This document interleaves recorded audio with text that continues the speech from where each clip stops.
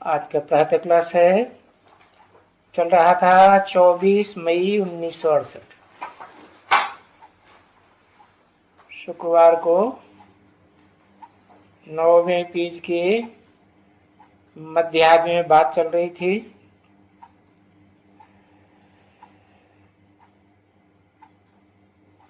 ये ड्रामा बना हुआ है, साक्षात्कार होते हैं, स्वप्न होते हैं, ये सारा ड्रामा बना हुआ है। तो पहले तो हूबहू रिपीट होने वाले इस ड्रामा को समझना पड़ेगा। तुलसीदास ने भी लिखा हुआ है ना, कल्प कल्प लगी प्रभु अवतारा। और शास्त्रों में कल्प का अर्थ ही नहीं समझा। कल्प का मतलब ही है चतुर्युगी। तो हर चतुर्युगी में त्रेता में राम का जन्म होता है, ऐसे बोल दिया। अब राम तो 14 कला संपूर्ण, कहा भगवान कलातीत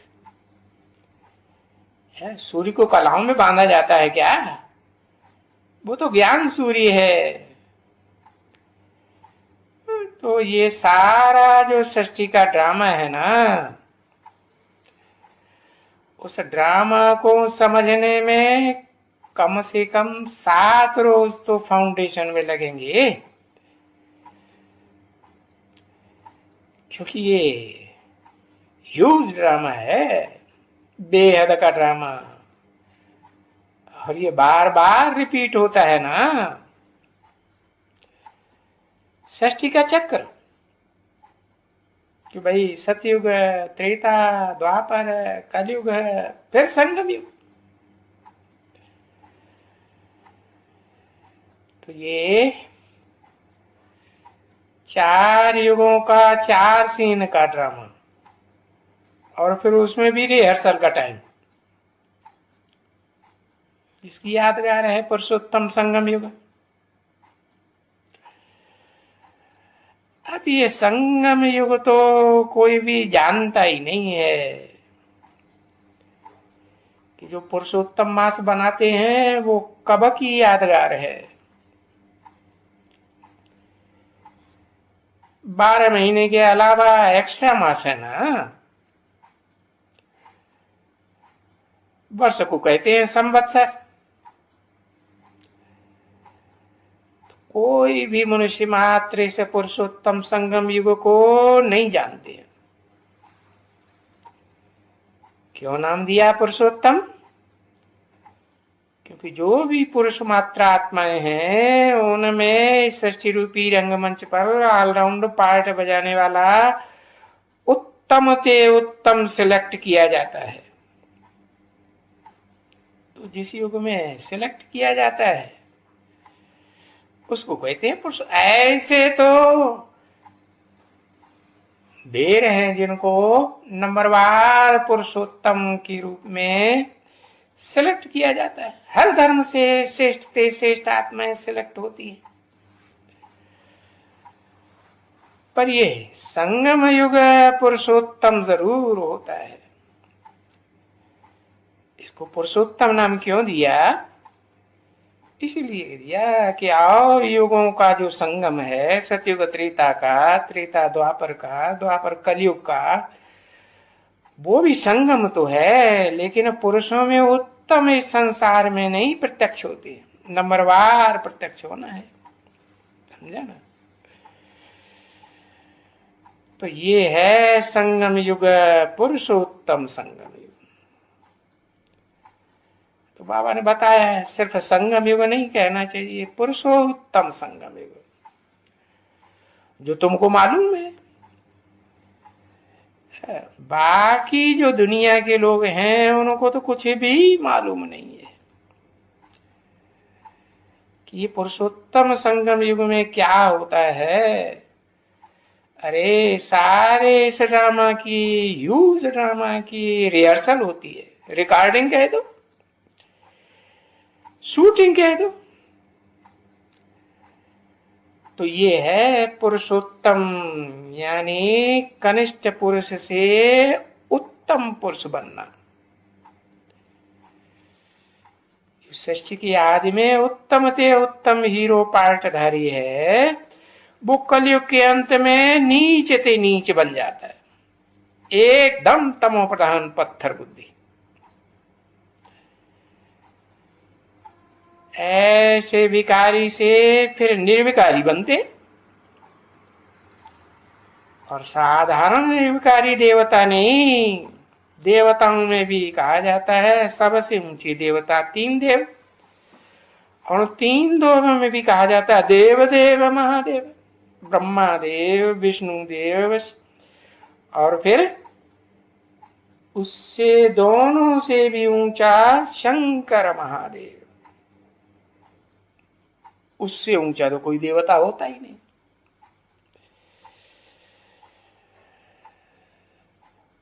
तो पता चलता है कि विकारी को ही कनिष्ठ अर्थात नीच कहा जाता है,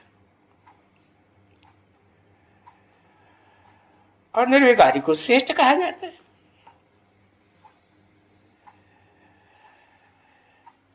भक्त लोग कहते हैं ना, देवताओं के मंदिर में जावेंगे, लक्ष्मी नारायण के मंदिर में जावेंगे तो बोलेंगे उनके सामने जा करके हाथ जोड़ करके, आप निर्विकारी हो, सर्वगुण संपन्न हो, संपूर्ण हिंसक मर्यादा पुरुषोत्तम। अपने लिए कहेंगे मैं निर्गुण, हारे में कोई गुण नहीं। फिर क्या होने चाहिए? कहते आप ही तरस पर हुई, आप ही हमारे ऊपर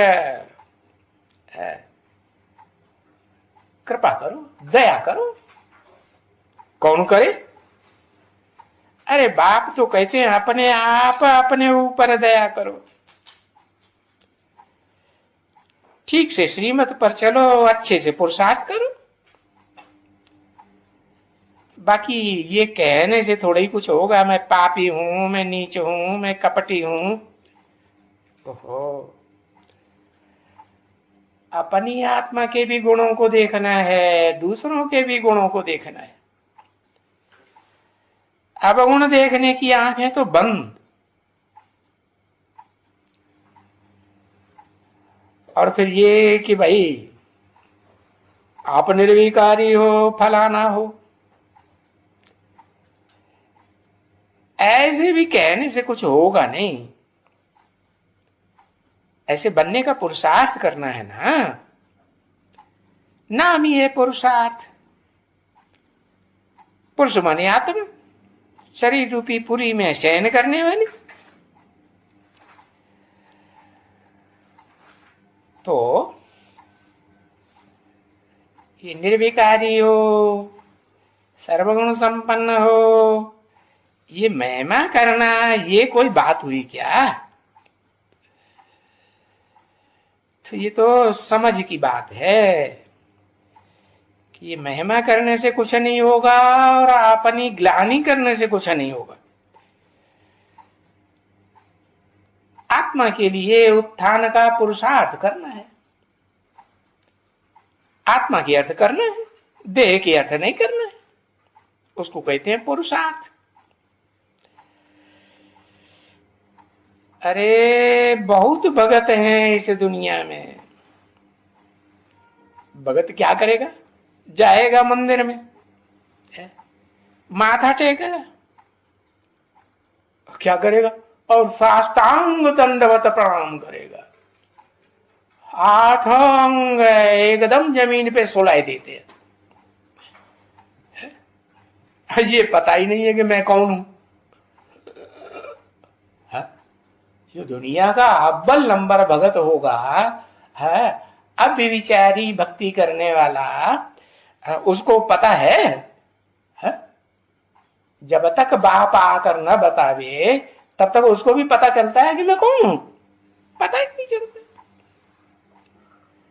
क्या करेगा वो भी? अब भी विचारी पूजा करेगा, भक्ति करेगा, तो भी एक शिव की पूजा करेगा। अब ऐसे भी नहीं कि हमेशा एक दूसरे की पूजा करता रहेगा, करेगा नहीं। द्वापर से लेके कलयुग तक, अंत तक कितने ढेर के ढेर जन्म होते हैं, तो कभी किसी की पूजा करेगा, कभी किसी की पूजा करेगा। और ये तो पता ही नहीं रहता है कि बाबा कौन है इनमें। हाँ, बापों का बाप, जिसका कोई बाप नहीं, एवरलास्टिंग बाप। तो बाबा भी कहेंगे, पूछेंगे ना, भाई ये तुम्हारा बाबा कौन है? तो तुम्हारी समझ में आवेगा, कहेंगे हाँ, हम क्यों कहते हैं बाबा बाबा बाबा मंदिर में जाके, पता कुछ भी नहीं। कृष्ण के मंदिर में भी जाएंगे, देखेंगे कि बच्चे के रूप में कृष्ण बैठा हुआ है, यादगार बनाई है ना। अब पता कुछ भी नहीं है कि ये बच्चे के रूप में मंदिर में क्यों दिखाया है यादगार है? ये कृष्ण कौन है? समझते हैं गीता का भगवान है लड्डू। बच्चा क्या गीता का भगवान बन करके राजयोग राज की बातें सिखाएगा? कब आया था? कहेंगे द्वापर के अंत में आया था। अब क्या करके गया? द्वापर के अंत में आया, पापी कलयुग की स्थापना करके चला गया। अब बताओ, कृष्ण को गीता का भगवान, जिस गीता को दुनिया के सब धर्म वाले बड़ी ऊंची दृष्टि से देखते हैं कि ये ज्ञान का सबसे दुनिया का ऊंचा ग्रंथ है, लोहा मानते हैं, उसी गीता में भगवान कृष्ण बच्चे को डाल दिया। अब बताओ, भगवान का इतना ऊंचा पद है, ऊंचे ते ऊंचा भगवंत कहा जाता है। कहते हैं ऊंचा तेरा धाम, ऊंचा तेरा नाम, ऊंचा तेरा काम है, तो वो ऊंचाई पद पाएगा ना है। इनके पास जाके लक्ष्मी नारायण की तरफ इशारा किया। अब लक्ष्मी नारायण को भी अभी पता नहीं है, लक्ष्मी नारायण बनने वाली आत्मा को पता है? ये लक्ष्मी नारायण वो ही राधे कृष्ण हैं। कौन से? वो ही राधे कृष्ण हैं जिनको बचपन में दिखाया जाता है मंदिर में, वो भी इनको पता नहीं। तो क्या कहेंगे? नहीं पता है तो पारस बुद्धि हुए या पत्थर बुद्धि हुए? पत्थर बुद्धि। नहीं तो फिर कौन है? और पत्थर बुद्धि है तो ये पत्थर बुद्धि क्यों बने है? जिनको अपने जन्मों का पता ही नहीं। देखो गीता में भी तो लिखा हुआ है, अर्जुन ने क्या कहा है? अर्जुन श्रेष्ठ पुरुषार्थी था ना, सारे विश्व को विजय करने वाला था ना है, लेकिन पत्थर बुद्धि। कैसे है? युद्ध करना है कि नहीं करना है, कि छोड़ के जाहिर से आना है, धनुष बाण छोड़ करके बैठ गए। बाप कहते हैं कर्म तो करना है ना, कर्म की धारा को तो छोड़ना ही नहीं है। क्यों? क्योंकि सब इस विषय सागर में पड़े हुए। ये दुनिया विषय, जैसे सांप विषयी होता है ना, तो ये दुनिया वैश्यालय हो गई है। वैश्यालय में गोते खाते रहते हैं।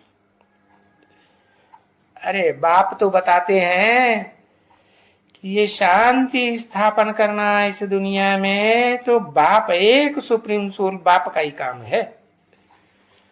उनके अलावा तो और कोई ये कार्य कर ही नहीं सकता। जो तुम रोज दुनिया में कहीं न कहीं किसी न किसी शहर में क्या करते रहते हो? कॉन्फ्रेंस करते रहते हो, world conference for world peace.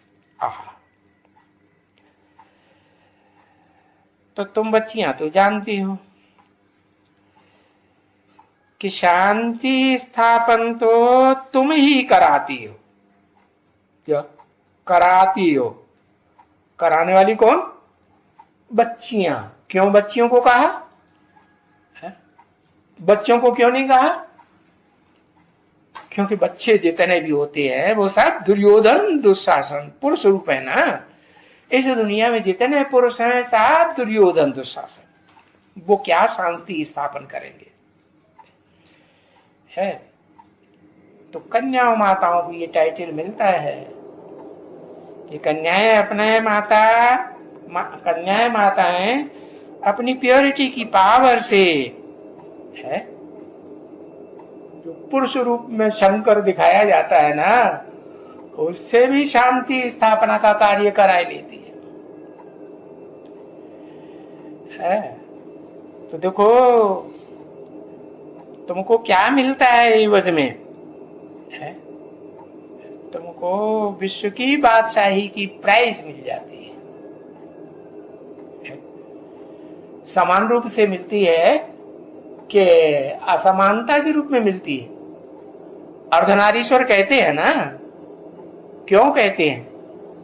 आधा अंग स्त्री का, आधा पार्टी स्त्री का, आधा पुरुष रूप का। तो देखो स्वभाव संस्कार दोनों के मिलकर के एक हो गए ना। कन्या माताओं में जो दया होती है, नम्रता होती है, जो लचीलापन होता है, वो पुरुष रूप में होता है क्या? देखो त्रिमूर्ति के चित्र में वो शंकर जी को कैसे अकड़ उहा बैठा हुआ दिखाया है। ये क्या साबित करता है? कि लीनेंसी है? नहीं है। तो देखो पार्वती की लवफुलनेस और शंकर का कठोर स्वभाव, लाफुलनेस, ये दोनों के संस्कार मिलकर के जब एक हो जाते हैं संग के रंग से, तो कहे जाते हैं ये दुनिया के सबसे बड़े से बड़े सोशल वर्कर हैं। हुए या नहीं? दुनिया के जो भी धर्म के समाज हैं उन सबको सुधार लेते हैं कि नहीं? एक दूसरे के सहयोग से सुधारते हैं। तो देखो वो दुनिया वाले तो ऐसे ही कहते हैं मुखों से सोशल वर्कर को सोशल वर्कर, जानते तो कुछ भी नहीं है कि सोशल वर्कर तुम कैसे बन सकते हो। पुरुषों को भी कहेंगे सोशल वर्कर, स्त्रियों को भी सोशल वर्कर कहेंगे, चलेंगे एक दूसरे के विपरीत। तो बाप कहते हैं पहले अपने स्वभाव संस्कार तो घर घर में मिला करके एक करके चलो, समझा ना? सोशल वर्कर भाई ये पीस की प्राइज उनको मिलती है। अरे हिस्ट्री में एक भी ऐसा नहीं है मनुष्यों की बनाई हुई हिस्ट्री में कि जिसने इस दुनिया में पीस स्थापन करके दिखाई हो। कर ही नहीं सकते। क्यों नहीं कर सकते? दुनिया के सारे काम कौन सी पावर से होते हैं? प्योरिटी की पावर से होते हैं। अरे पवित्रता की पावर नहीं है, न तन की पवित्रता इंद्रियों की, न ज्ञान इंद्रियों की पवित्रता, और न वाइब्रेशन की, संकल्पों की पवित्रता।